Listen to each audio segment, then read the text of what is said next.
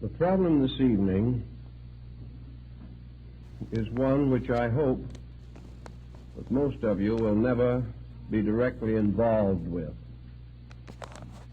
For during many years in which I have been a kind of last resort for troubled people, I've had much too frequent contact with this situation, and I think it's only fair that it should be reported and recorded and preserved for those who need it or have a mind to accept it. We all know that the human being is at great disadvantage in the presence of a mystery. We are able to handle the everyday occurrences with a certain amount of skill because we honestly believe that the adversaries that we face are known to us. We can measure our skill against theirs, and if need arises, we can run away and continue the struggle at some other time. But in a mystery, we are totally disoriented.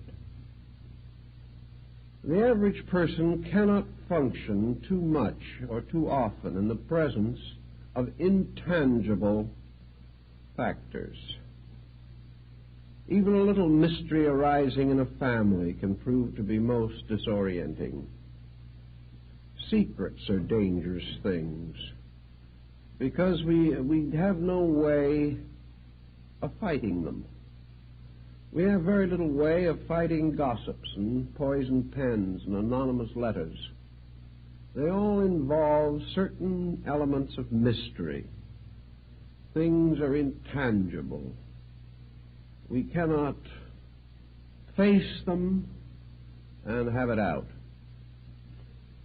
From the earliest time, man had more courage in the day than he had in the night. Even when he had his own private cave, this cave was a lot safer as far as he was concerned in the daylight than it was in darkness. After he built houses and put locks on his doors and barred his windows, he was still happier in the daytime than he was at night, because in night perhaps old boards would creak or something of that nature.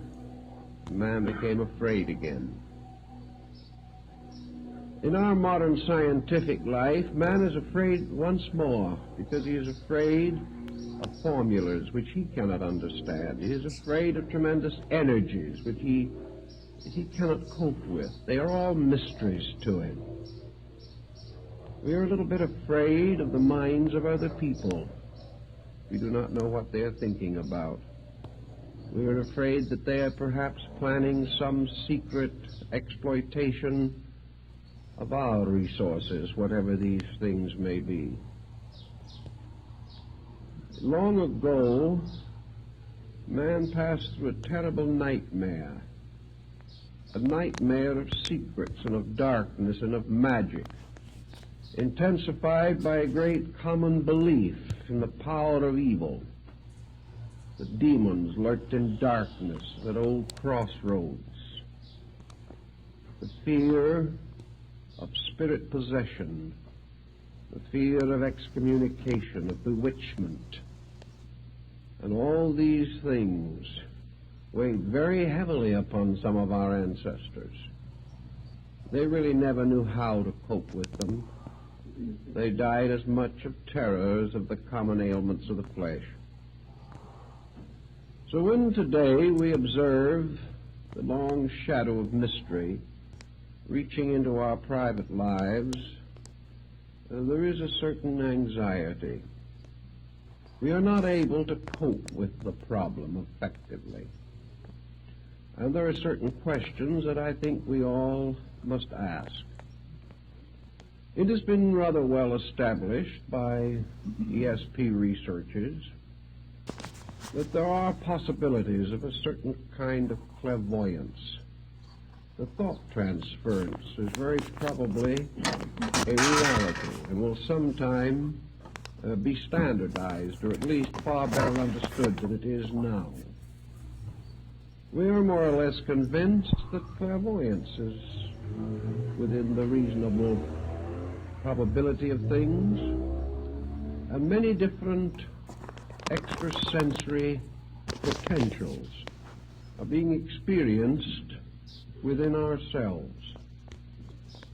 To a degree, these discoveries are important and useful and helpful, and perhaps they will support our basic idealism or our conviction that the universe is a far greater and more important place than we have ever learned that it was. But there's always this little lurking problem. So we can put it in a very simple words of one individual who spent quite a sum of money to have mental absent treatments. This individual was very anxious that a certain person that they knew should change their way of life. So they hired someone, a practitioner, to go to work on the issue. And after a reasonable length of time, the object of all this attention did make some changes in their way of life, including a will in favor of the individual who came to me. Well, this sounded like higher mentalism, doing a pretty good job. You would get testimonials very easily for such procedures. But suddenly the person who came to me broke out in a cold sweat. This was a little problem. If they could change another individual and get a will in their favor, was it possible that some other individual could change them? While we were out mentally dominating somebody else, could it be that somebody else was trying to mentally dominate us? Do these processes work both ways? If it is possible for us to send our thoughts to change the life of someone else, could someone else send their thought and change our lives? If we want to make someone else do something they do not want to do, can they return the favor in kind? It is one of these things in which it was a good rule, but it shouldn't work both ways. Each person feels that he has a right to change others, but he doesn't like the thought that somebody might be secretly trying to change him. The moment we get into this problem, our freedom of action, our freedom of thought, all these things evaporate. Where will it begin? Where will it end? If one person can influence us, so can 50 or 100 or 1,000. If one individual can cause another person to have a loss out of revenge or out of spite, can somebody else cause us to have a loss the same way? Like the old brouhaha. If we can pray our enemies to death, can our enemies pray us to death? It just doesn't look so well when we open this mysterious door between the commonplace and the unusual. We step immediately into a world, first of all, a region which we know nothing about. We have no background in our own experience to cope with these intangibles. All we have to work with is a tremendous tendency to fantasy in ourselves, an imagination that can get out of hand even with the commonplace, let alone the unusual, and a mind that has very little foundation in any form of essential courage or fact or reasonableness.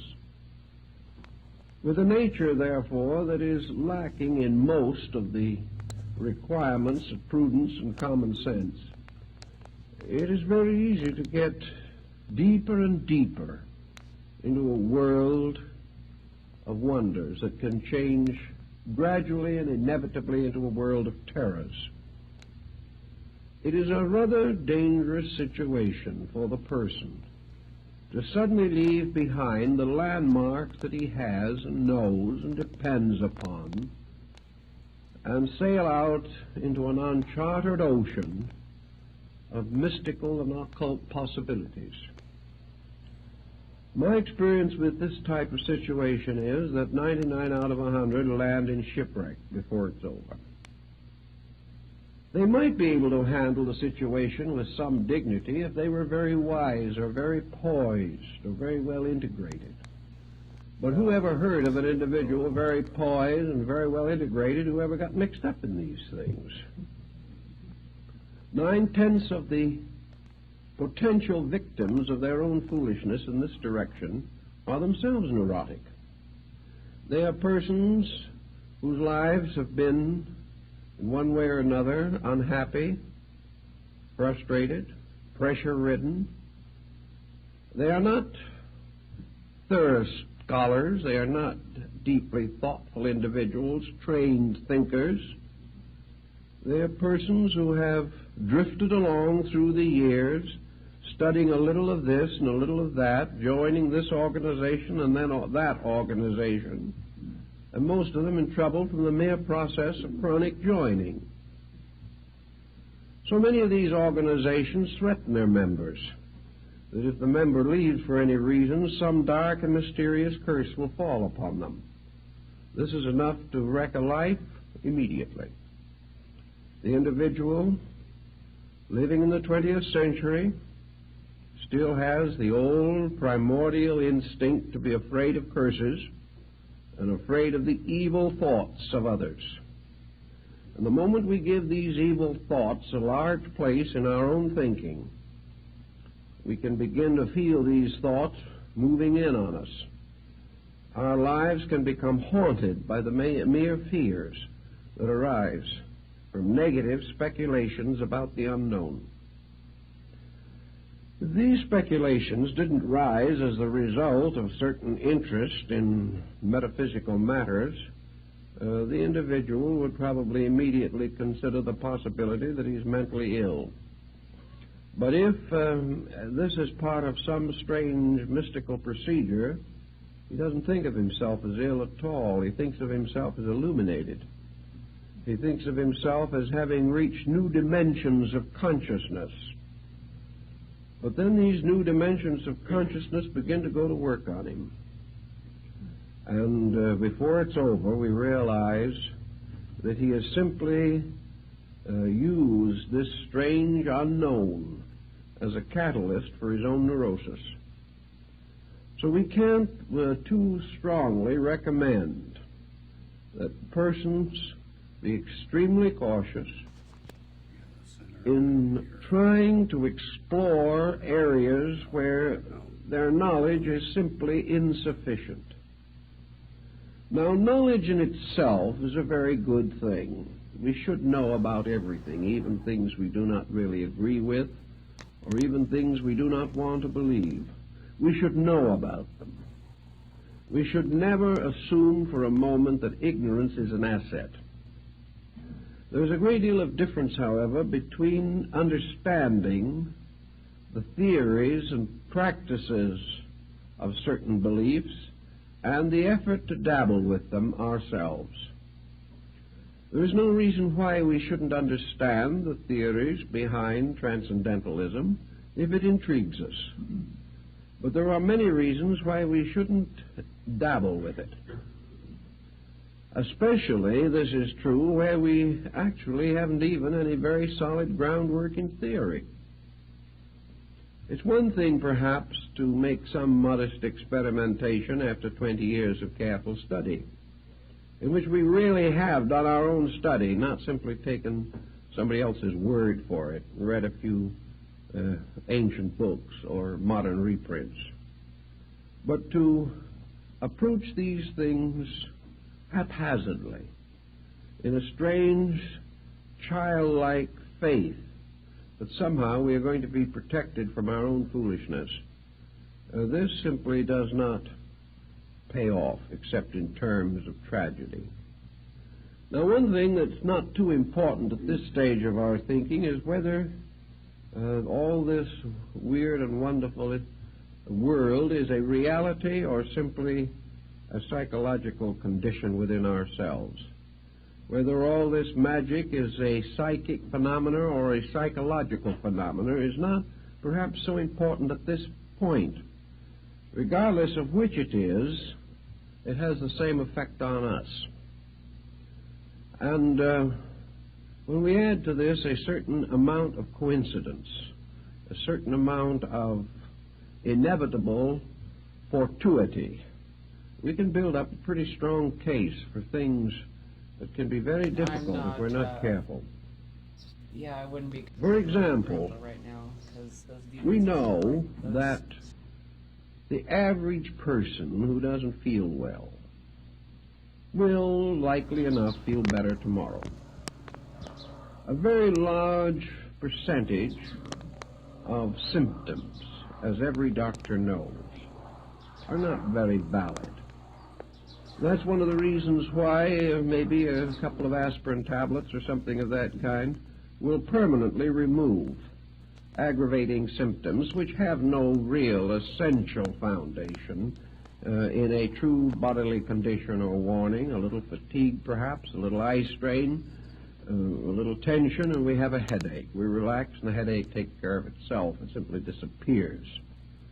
Now, in the same way, for hundreds of years, medicine made use of the bread pill and other simple formulas, the purpose of which was simply to cause the patient to believe that he had been given important medications, and the patient, completely relieved of his anxiety, got well. He didn't really need any medication at all. This is also the reason why so many patent devices during the middle of the last century were so successful, like the magnetic horse blanket and things of this nature. This magnetic blanket had absolutely no magnetism whatever associated with it, but thousands of people reported amazing and miraculous cures. They also announced tremendous results from various herb concoctions and swamp root preparations, the only medicinal element being alcohol.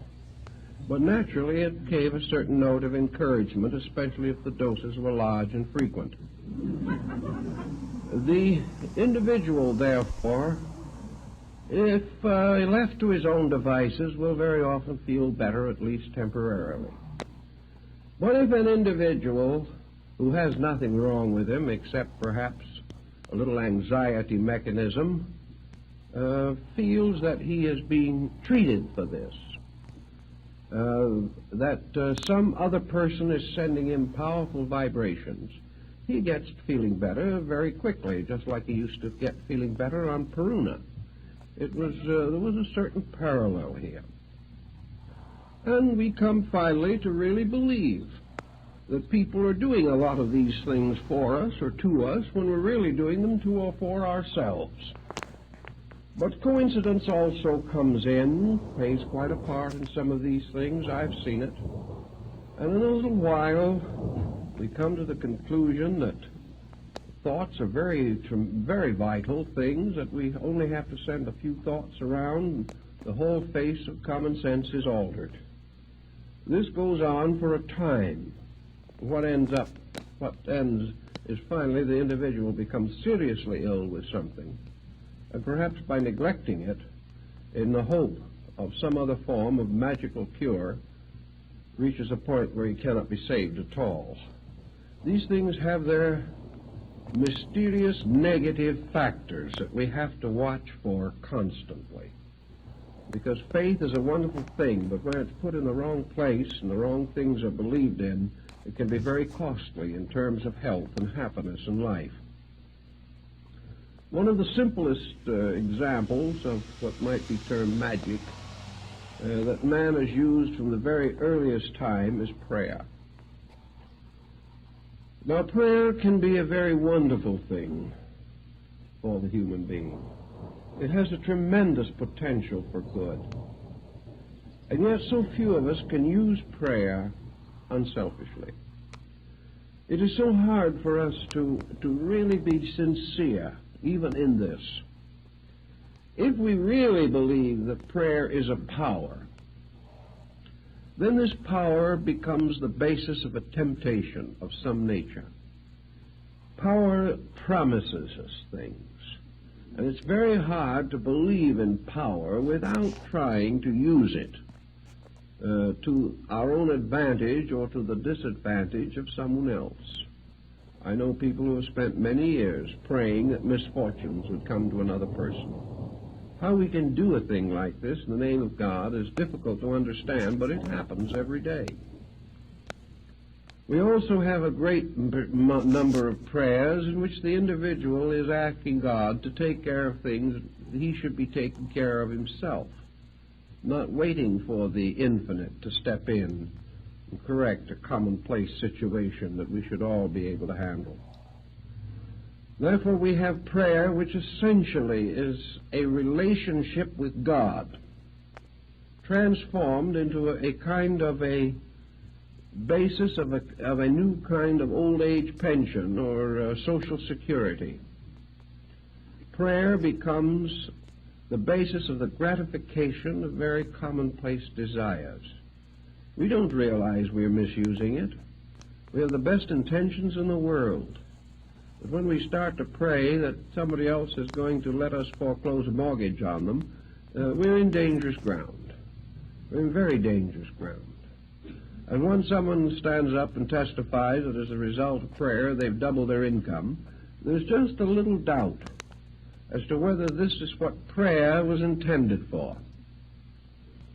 Whether we really have a right to assume that some spiritual force in nature, a force which has as its primary concern the achievement of ultimates, the great infinite patterns of things, should be supplicated every time we have a headache or every time we have an appetite or a desire which we feel needs gratification. This type of use seems to lead us away from the essential integrity of life. And when we pray that somebody else shall be over-influenced in some way or another, what about the other person? What about the individual who lost money so that our income could be doubled? Did the universe turn on him for our benefit? Was our prayer a means of dishonestly acquiring that which did not belong to us? Most people won't even bother to ask the question. They don't care how it's fulfilled as long as they get what they want. But can we assume that the universe operates this way? And if we're willing to assume this, what happens to our own relationship with every problem of existence? The moment we take the honesty out of the universe anywhere, we take it out everywhere. Either there are principles and rules in this world, or there are not. And if there are rules, we cannot break them, and we shouldn't try. And if there are no rules, then our entire ethical life collapses, and we have no hope or no reasonable expectation of any kind of good end or constructive purpose in our own existence. The old Greeks brought this question under consideration, and one of them asked Pythagoras how a man should pray. The old Greek replied, never pray for anything. Don't pray for the fulfillment of any desire, because if you pray hard enough, your desire may be fulfilled, and may be the destruction of you. In other words, we all know what we want, but only heaven knows what we need. And where we begin to decide what we want and use various esoteric ways of getting what we want, we are defying that universal pattern which alone knows what we need. Therefore, it would appear that prayer has a function, it has a purpose, it has a reason. But that reason is not the fulfillment of commonplace desires. Prayer is a mystic relationship with life. It is man finding the source of his strength in a regular communion with the heavenly power that creates all things. Nearly all ancient prayers were hymns of praise. hymns of thankfulness and gratitude. It was very rare indeed to find in ancient or primitive prayers anyone asking for anything. It was the person simply stating in simple conviction his realization of the wonders of life, of the blessings he enjoyed, the wonderful privileges that he had. And he gave thanks to heaven for the sun and the moon and the earth and the seasons and the harvest. He was not asking, he was thanking.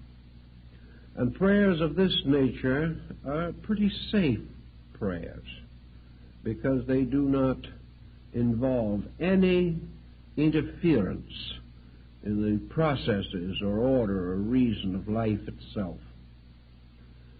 One thing I think is very important, whether it be in mentalism or in anything else, in prayer or anything that even seems to suggest a metaphysical factor anywhere in our action, and that is that whatever thought we think, whatever message we send, whatever prayer we say, that let us have at least one regulation on it, namely, that it be beautiful. Let it always be good. Let it always be something that if it so happened that it returned to us, we would be glad that it had returned. That there is nothing in it whatever that could be hurtful or harmful or evil. That we ask nothing of another person, exercise no influence over another person, except to bless them, to wish them well, and to hope them the strength to be themselves. Asking that they do nothing for us, or because we want them to, but asking only that they have the insight and the understanding to live true to their own highest principles. If we are very, very careful to keep ulteriourness out of our thinking, we do not have to live with the consequences of it sometime in the future. But just as we have taken every new and beautiful discovery that man has made and finally used it to hurt man, so even the most simple and beautiful and gracious thoughts that perhaps we start with all too often are twisted around to find some advantage for ourselves or disadvantage to others. In times of war, both armies pray for victory. This cannot be. In all the problems of life, we seek to call upon a divine aid for the advancement of some human concern. And this advancement is nearly always selfish. So another very safe rule in connection with all transcendentalism is to take the self out of it. I think this was the burden of Buddhism. Buddha, of course, lived in India. The Brahmins and Hindus of his time practiced magical rites. They called upon the gods, they invoked spirits, and they did many other things of this nature. Buddha warned against it, as also in Greece did Pythagoras. He warned against it on the ground that all of these rites and rituals had something to do with the gratification of man. That the individual wanted power, he wanted wealth, he wanted security.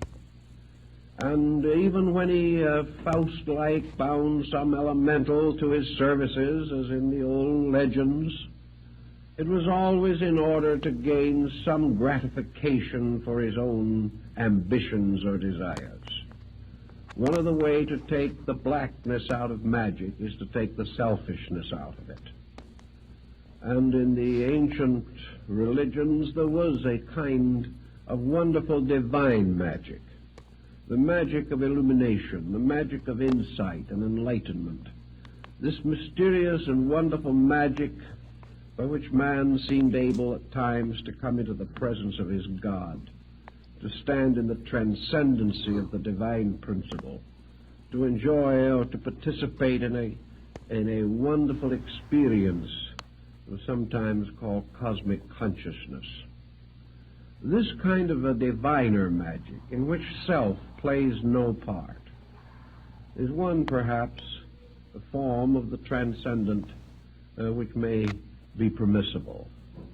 But the rule, I think, is safe to follow, is that man is in danger whenever he is selfish. And the greater the skill of his selfishness, the greater the danger he is in. And if he uses any esoteric or magical means to gratify selfishness, then he is definitely practicing black magic. And black magic is a magic that perhaps is not so black in itself, as that it opens the individual to the blackness of fear, opens him finally to a strange abyss in which he is captured in the very conspiracies which he would turn against others. There can be no ultimate security in anything that is essentially selfish. So when we pray, let us pray as selfless beings, praying for the common good, not even trying to define what that good is, but perhaps building into the concept of our prayer, our meditation, our contemplation, whatever it may be, that wonderful saying, a wonderful statement that seems to be so protective of all good. When turning to God in communion and asking anything of the divine, let us always include that thought, not my will, but thine be done. As long as we do not force will, as long as we do not impose our will upon purpose, as long as we do not stand arrogantly, because our will indicates our conviction that we know and we do not know, as long as we are not arrogant, much will be forgiven us. But in our arrogance, we pitch ourselves into adversity. Always, therefore, our own purposes, our will, our appetites, our instincts, our ambitions must be subservient to the great cycle of laws under which we exist. Man lives in a universe of cause and effect, under the great laws of causality and alternation and harmony and rhythm.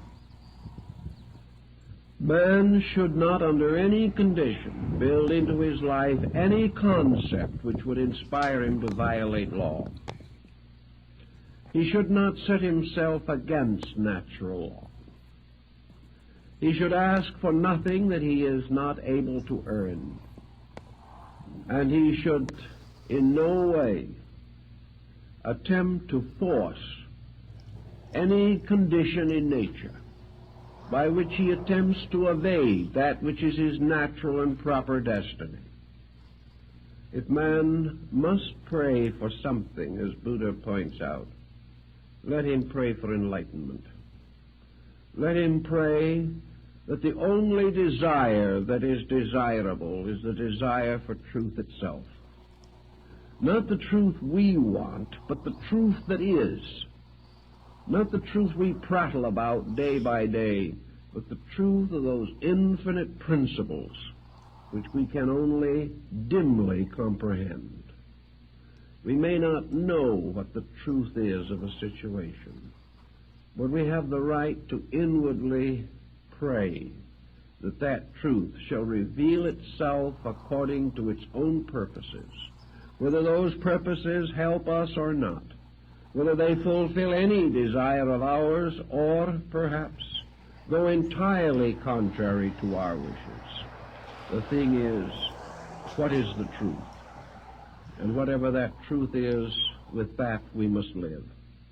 And we must hope that in the face of truth we will have the courage to live according to it, and not according to any compromise that may arise in our own nature.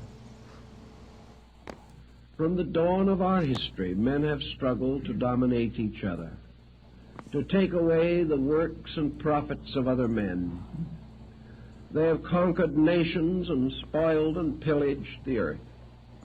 Everywhere the individual he tries to use strength to dominate the lives of others, by means of strength, by intimidation, by fear, by outnumbering or outwitting, the individual has tried to deprive others of their natural rights.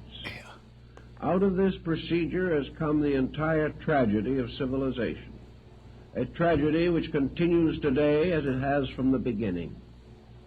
And we cannot assume that any mysterious power which man may develop shall be considered as different from any material power by which an individual seeks to gain advantage over another. There is no difference except, perhaps, in the detailed construction of the instrument. But whether we try to take a man's goods from him with a gun or with a thought, we have committed precisely the same offense. Whenever we try to over-influence him, we are doing the same thing that we would in any action or procedure in which we lure another person into an unfavorable situation in order to cheat him, betray him, or deprive him of something. In fact, as we study the situation more carefully, we realize that just as our actions have their rewards according to their motivations and their values, that the perversion of wisdom, the perversion of insight, the perversion of spiritual resource is perhaps one of the greater crimes and carries with it one of nature's heaviest penalties. Actually, we are far worse off as living beings if we steal from a man by influencing his mind than we are if we break into his house at night and rob him of his goods. We have committed a different kind of offense. In robbery, we have used common means. Perhaps the man was careless and didn't close his doors properly. Perhaps also we were using the ignorance of our own lives in which we didn't really know any better. But where we use anything that has to do with sacred matters, anything that has to do with the immediate presence of the divine in any of its aspects, we are committing a peculiar and terrible evil. Therefore, to pervert the mystical powers of meditation, concentration, and prayer, such perversion carries a far heavier penalty than that of physical robbery. We have now created a situation which has gone into our psychic entity. We have dabbled with something which can destroy life and reason in every part of our natures. Therefore, we must be extremely slow and cautious in this type of thing. Now, we don't want to spend our entire time pointing out all of these mistakes that people can make, because there are other phases of this situation, and we have to stop to consider the individuals who get into trouble who are absolutely sincere. Many cases that come along relating to psychic problems have not really their origin in any instinct to malpractice. They have many times their origin in the individual's desperate desire to grow. He assumes that growth means for him solution of something. He does have the one weak spot, the heel of Achilles, which has made it possible for him to get into trouble. In his desire to grow, he is usually looking for some kind of a shortcut. He is looking for some kind of a mysterious key that will open for him an understanding or insight otherwise not available. So he is really seeking just a little bit selfishly, and just a teeny-weeny bit dishonestly, but he doesn't know it himself. He assumes in this case that the end justifies the means. He assumes that illumination is the end to which man is intended, and that anything that contributes toward this is good, regardless of the detailed considerations involved. So we have the individual, and it doesn't make any difference where he is or what school he belongs to. Every religious, mystical, and philosophical sect has had exactly the same difficulty from the beginning of time. Where it is the person who really believes that the esoteric truths of life are some kind of a secret, and that it is possible to find the key, buy it, steal it, beg it, borrow it, do some way to get it, and that by means of this key we can suddenly, to borrow a phrase from alchemy, unlock the shut door of the palace of the king. That there is some way, a way in which spirituality can be wonderfully augmented within the individual by some methodology. And of course, years ago, we had a deluge of methodologies. Today, they are not so frequent, but there are some pretty intensive ones still left. And people are sometimes wrong in their judgment of these groups. They misunderstand teaching that is intended well, or perhaps the teaching itself is not well stated or well integrated and does not protect the student adequately. So we have a great many people who are in trouble simply because they are trying to be better than they know how to be, and that can get you into complications. This is one of the points that I've emphasized for very, very many years, that the average person cannot handle the development or release of so-called metaphysical values or factors or forces within his own nature. He does not know when a development is legitimate and when it is not. And he does not know where some type of mystical experience begins and some type of wishful thinking leaves off. He just does not know.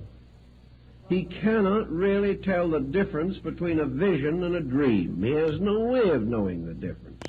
For that matter, he doesn't know the difference between a dream and a nightmare. There are many strange and difficult situations that the person cannot cope with. The moment his mind is separated from the commonplace, the landmarks about which he is reasonably certain, he wanders into a mist and mystery which he cannot evaluate. He really doesn't know what he's doing. Now, there should not be this kind of situation. People should not be encouraged or permitted to get into these difficulties. But we can't do very much about it now because the trouble started a long time ago. Back in the gradual collapse of classical culture, the various esoteric arts and sciences of the temples were profaned. These secrets were brought out, initiates broke their obligations, or some even under torture confessed or described things which they should not have discussed.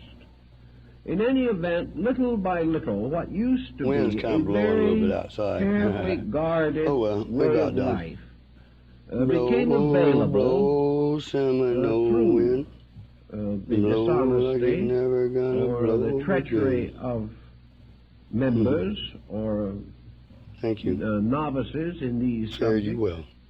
And the old Oh, mystery tried to sciences came into the Thank common you. possession Blessings of and goodness. mankind.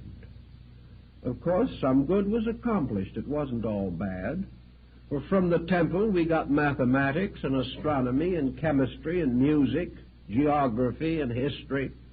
Practically every science we know was originally part of this secret wisdom.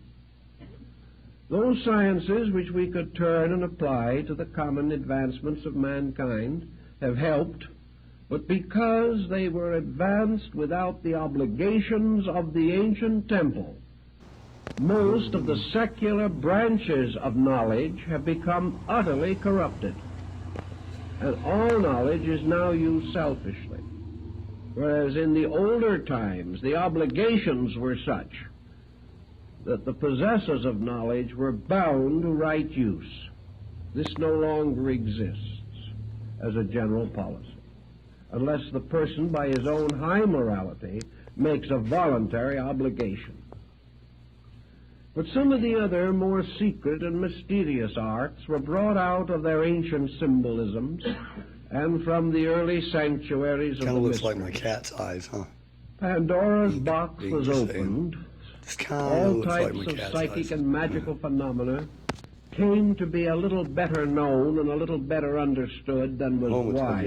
yes. Home or But the relation. great over-science of which it was a part, the great dedications to the temple which once protected it, the long periods of purification and preparation which once led to the revelation of it, all of these guards and protectors were lost.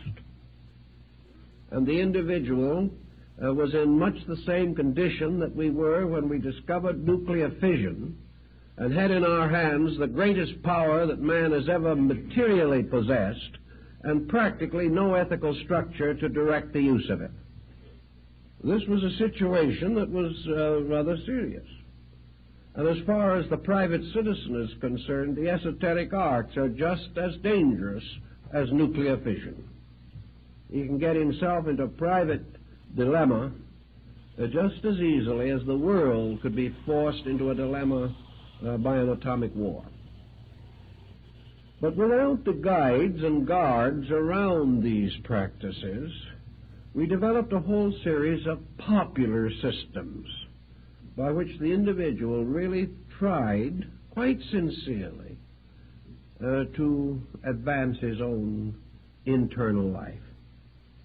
He was convinced that somewhere inside of himself was a God, a tremendous power, and that this divine principle within him was stronger than his personality, stronger than his mind and his emotions and his body, and that in some way there was a great security, a great sufficiency to be achieved if man could explore this inner nature of himself and come finally into union with the divine power, the source of his own being. Thus systems and schools were set up for the exploration of these secret processes. The theory was legitimate. The procedures were to varying degrees legitimate. Some quite definitely had strong good points. Others had very few good points. Many of the names that were used to identify these systems were ancient and honorable, belonged to great schools of the past. Some were out of fabrications and proclamations of the mysteries. Who knew? Who was able to tell which was genuine and which was not genuine? Not one in 10,000 who became involved in these various procedures. Everybody had to believe somebody, and most people believed the wrong people. So we had more trouble. Trouble because of sincerity, finally, but trouble because sincerity was not very smart, not very wise in its attitude toward these matters. Every day, whenever a new system comes along, there's somebody who jumps into it gets himself into trouble, and gives the whole theory a bad name. Always the same problem is involved. Every great system of enlightenment the world has ever known has accepted the essential inevitability of universal law. The great disciplines of the mysteries were based upon the law of cause and effect, just as much as the most common occurrences of living. And all of the great steps and stages of the development of man's inner life, these degrees of development were the results or effects of causes, and the causes had to be right, and they had to be exact, and they had to be complete, or the effects would not be what was required or expected or hoped for. So in the whole theory of man's spiritual growth, all growth arose from the unfoldment of personal integrity. The beginning of all mystical discipline was the purification of the individual's life. Purification did not mean to imply that the individual could get nowhere unless he was spotless. Purification meant that the search for reality had to be genuine. It had to be real. It had to represent a dedication to principle. It certainly had to mean that the common difficulties which beset us have to be met and understood and fulfilled according to the workings of law. So we have today a great many people who are trying desperately to develop certain extrasensory perceptions. Most of them get in trouble. They get in trouble for many reasons. First, because they do not understand how to develop anything. They have to hope. They have to pray. They have to follow some strange, mysterious pattern and have some kind of faith that it will work. Many times, of course, they are following patterns given them by others. And here we frequently hear the wonderful accounts of the secret instructions that folks have received. And many of these instructions are appalling. They represent the most colossal ignorance and effrontery on someone's part. I've checked a great many of these wonderful revelations of how to develop extrasensory powers, how to become an adept in 5 or 10 lessons, how to look through solid walls and see what's going on the other side, how to multiply the family fortune, make friends, influence people, dominate situations, almost anything you want. But even apart from these, which some folks are a little too smart to fall for anymore, there are these mysterious procedures which are supposed to be shortcuts to the infinite.